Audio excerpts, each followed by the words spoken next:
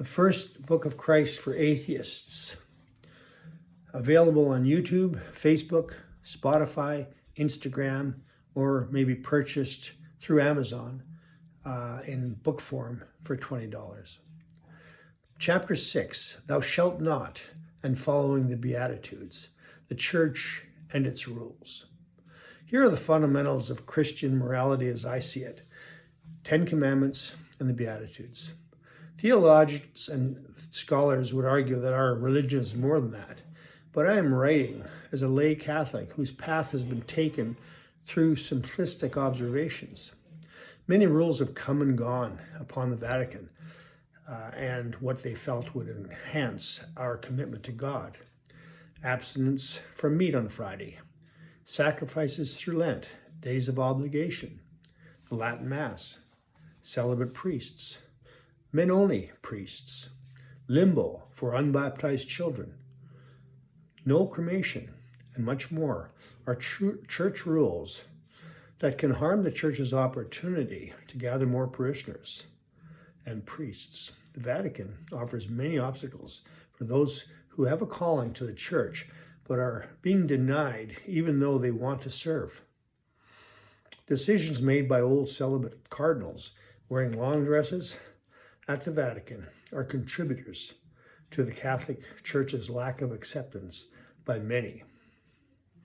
What we now know about chastity, homosexuality, birth management, incorrect doctrine, and women as priests can allow us to predictably view the future decline of my church due to low attendance and lack of priests resulting from narrow-minded thinking. Rome has asked the multitude of parishioners around the world to provide our thoughts as to which way the church should grow. The Synod provides us with hope that ancient rules could be replaced with a progressive direction that would provide a positive path for Catholics moving forward. In Italy, churches not needed anymore due to lack of parishioners are turning into museums. I'd say the homes for the homeless may be more Christian use of these facilities and their properties. It's interesting that we have religions and individuals who believe that we should follow our good book verbatim, with Catholics going back to Latin Mass. As an example, I look at Leviticus 13, 1 to 2, 45 to 46, referring to leprosy as an incurable contagious disease, so they must be isolated. Today we know that it is not as contagious as we used to think, and it is easily cured. Should we still have leper colonies? I think not, and I can only conclude that if we are supposedly made in the image of God, that we have the ability to think and create and use common sense and logic to change as we learn more about ourselves and the universe. The Bible needs some revision, I'd say. If any religion guides its followers to live by doctrines made by people who did not have the knowledge that we have today, they will guide their followers into sin. The Episcopalian Church accepted homosexuals into their congregation, and that was a big deal. It meant that they had to ignore what they read in the Bible to come up with that decision. Bravo! Give me a yellow marker to highlight the ancient writings that are wrong in the Bible, and I could make a new improved Bible. Is your blood boiling yet? O ye of too much faith. In researching this book, I discovered a former Catholic, Mike Gendron, providing arguments why born-again Christians are the only true Christians. He is the founder of Proclaiming the Gospel Ministry. He argues that if you don't have to have Catholic guilt or do good deeds to get to heaven, you just have to accept the Lord and Savior as written in the Bible. He preached how awful the Catholic Church is, and getting to heaven is as easy as accepting evangelicism, and once you have done this, you will go to heaven. I've lived my life feeling guilty for my indiscretions, and have always felt the obligation to help those that need help. I suppose I could accept his focus on the Bible to argue against my way of going through life if I were a murderer or rapist. Then my way would be cleared by proclaiming the gospel ministry. But I'm not that easily convinced that preaching things that can't be proven is necessarily a good path to follow. Actions speak louder than words. Doing good things and helping the needy provides me with far more fulfillment than using my time on earth criticizing and badmouthing those that think differently than me. I feel sorry for Mike Gendron. He could do so much more with his life as a great orator instead of presenting such negativity. I think that his preaching is pursuing the almighty, pretty much the almighty dollar. There I go again, being judgmental. It's not easy for me to be nice all the time. Faith is the ingredient that is ministered by anyone who wants to exploit people that are looking for answers. On the other hand, as you get older, without faith, provides no hope of life after death. I think that most people, as they age, develop faith, some more than others. Most ministries come with a financial price tag, which makes me feel that I could save a lot of money by creating my own vision of what life will be after death. Seeing that we don't know, this seems the easiest way to bring logic to this subject. Carol and I support organized religion because we like going to Mass and enjoy meeting with like-minded people. But our belief is internal, as it is with most people. Faith, I believe, is personal. Most people keep it to themselves. Just because someone states something that can't be proven doesn't mean it is true.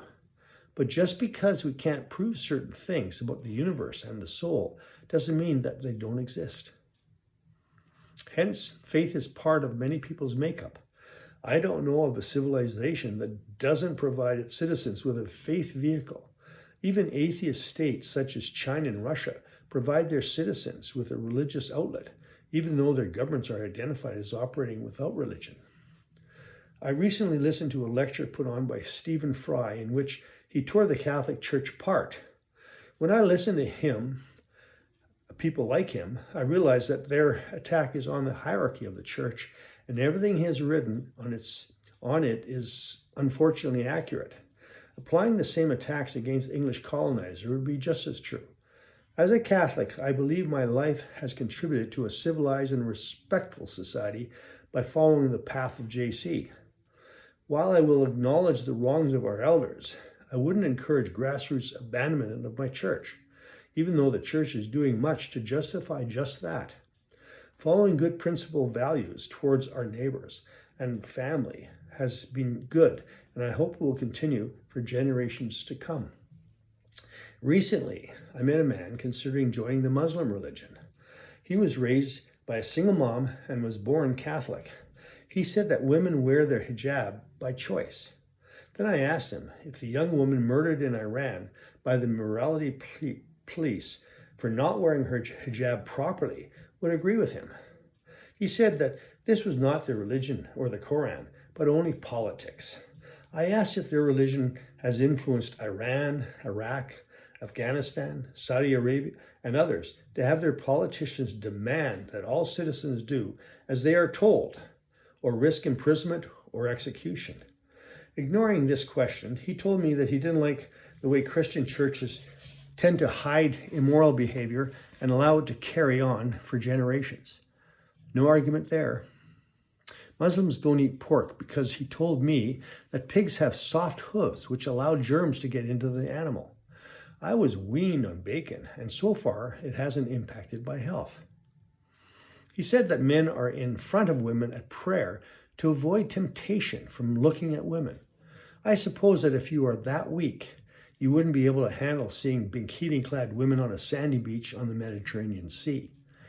None of his arguments convinced me that the Quran makes a better world, and extremism in any form is not good for the future of humankind.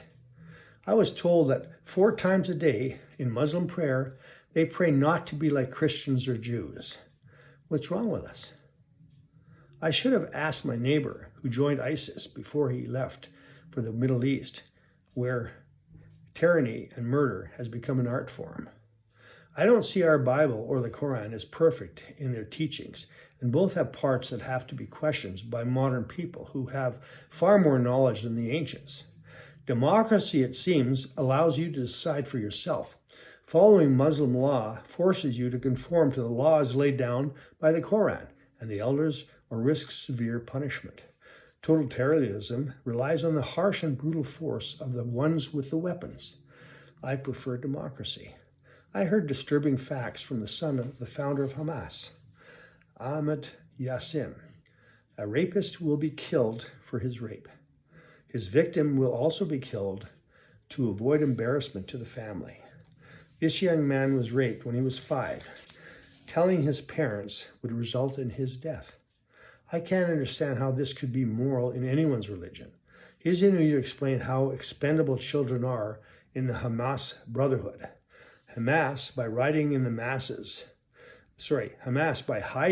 masses, has caused 40,000 plus Palestinians to die to date because Israel doesn't care who they kill as long as they can control Hamas.